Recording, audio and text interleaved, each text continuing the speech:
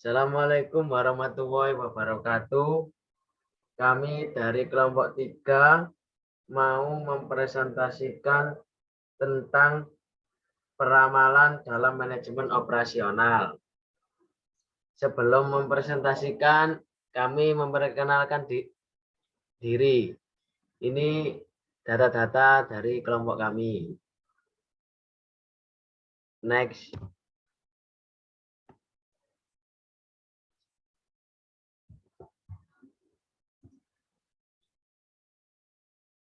Pengertian peramalan. Peramalan adalah suatu perkiraan tingkat permintaan yang diharapkan untuk suatu produk atau beberapa produk dalam periode tertentu di masa yang akan datang. Menurut Heiser dan Render, peramalan adalah seni dan ilmu untuk memperkirakan kejadian yang akan datang. Hal ini dapat dilakukan dengan melibatkan pengambilan data masa lalu dan menempatkannya ke masa yang akan datang dengan suatu bentuk model matematis. Hal tersebut juga merupakan prediksi intuisi yang bersifat subjektif atau dapat pula menggunakan kombinasi model matematis yang disesuaikan dengan pertimbangan yang baik dari seorang manajer.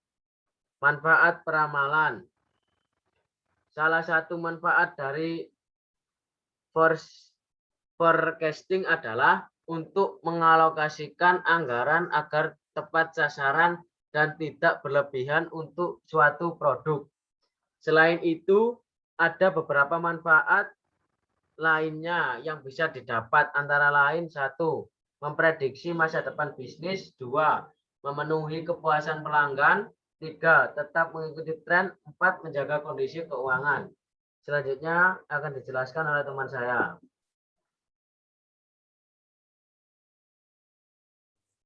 Metode peramalan secara kuantitatif. Metode kuantitatif adalah peramalan yang didasarkan atas data kuantitatif atau model matematis yang beragam dengan data masa lalu. Hasil peramalan yang dibuat sangat bergantung pada metode yang dipergunakan dalam peramalan tersebut. Berikut merupakan kelompok metode peramalan kuantitatif yang sering digunakan, yakni 1. Type series, 2. Metode kausal atau sebab akibat. Metode peramalan secara kualitatif. Metode kualitatif ini sifatnya lebih subjektif dibandingkan dengan kuantitatif. Hal ini karena metode peramalan kualitatif dipengaruhi oleh emosi, pendidikan, intuisi, pengalaman si peramalan, sehingga hasil setiap orang akan berbeda.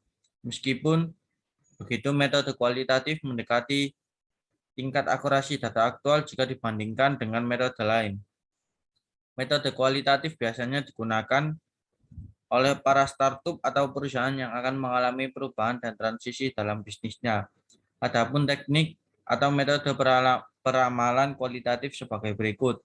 Metode Delphi, survei pasar, terus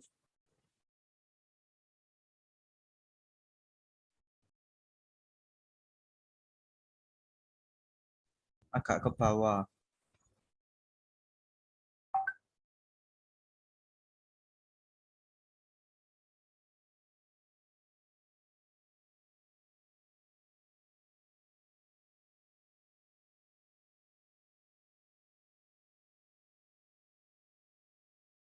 Ya, slide selanjutnya akan dijelaskan dengan teman saya.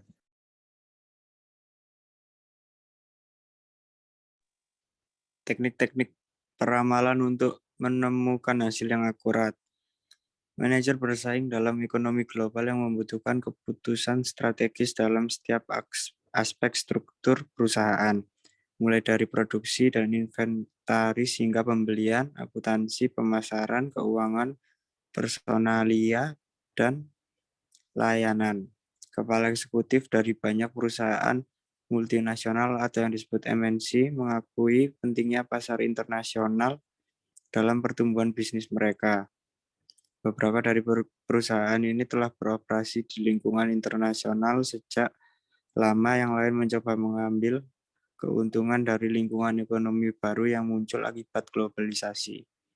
Tujuan dari peramalan adalah memberikan informasi kepada para manajer yang akan memfasilitasi pengembalian keputusan secara virtual. Setiap organisasi, publik atau swasta, beroperasi dalam lingkungan yang tidak pasti dan dinamis dengan pengetahuan masa depan yang tidak sempurna. Agar dapat menemukan hasil yang akurat, perusahaan dapat mengikuti proses tahapan ramalan sebagai berikut. Yang pertama, permasalahan perusahaan atau manajemen.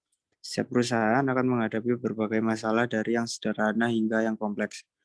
Hal ini menyebabkan perusahaan membutuhkan jawaban yang sederhana dan akurat untuk menjadi dasar dalam pengambilan keputusan. Selanjutnya dijelaskan oleh teman saya. 2. Pengumpulan data. Pertanyaan manajemen sebagai permasalahan perusahaan harus diperjelas. Kejelasan permasalahan memberikan gambaran yang jelas pula, sehingga pertanyaan mengenai mengapa ramalan dibutuhkan dan bagaimana hasil akan digunakan menjadi jelas. 3. Formulasi model.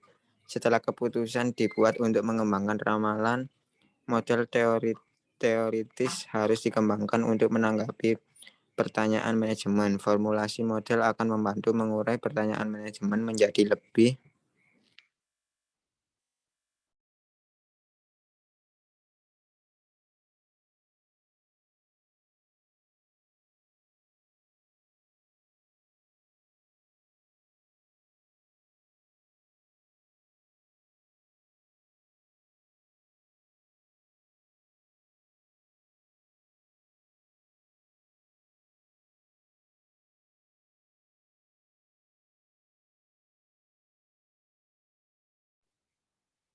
mengenai pertanyaan manajemen menjadi lebih ringkas.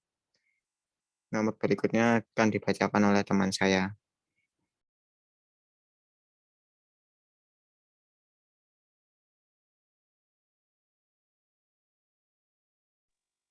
Perencanaan model peramalan.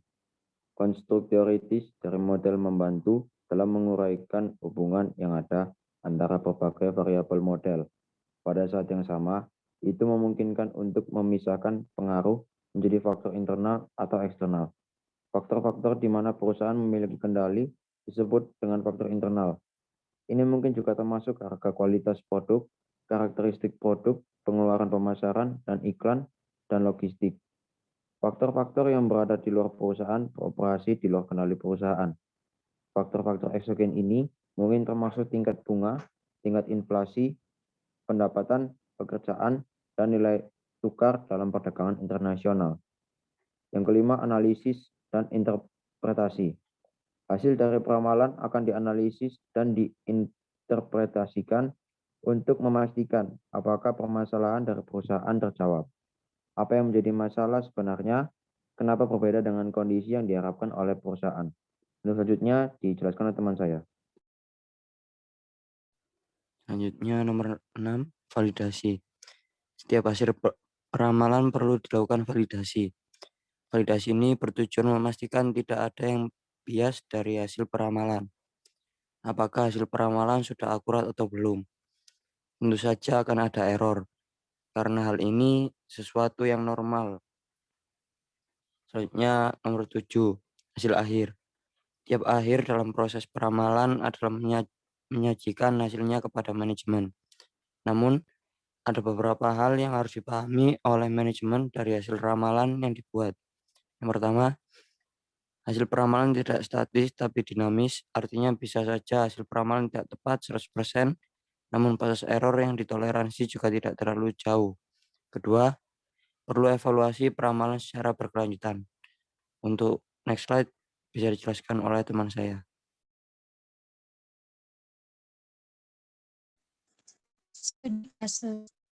Industri Arwana Food adalah salah satu usaha yang bergerak dalam bidang industri produk makanan ringan.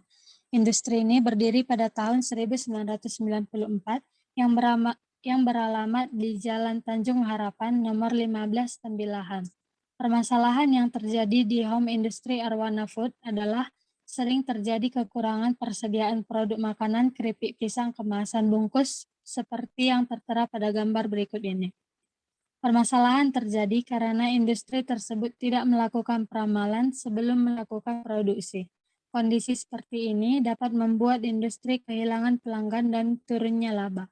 Oleh sebab itu, dibutuhkan suatu metode peramalan penjualan produk padahal industri Arwana Food dapat mengetahui berapa besar kebutuhan produk disediakan agar dapat memenuhi kebutuhan konsumen di tahun yang akan datang dan tidak terjadi kekosongan persediaan.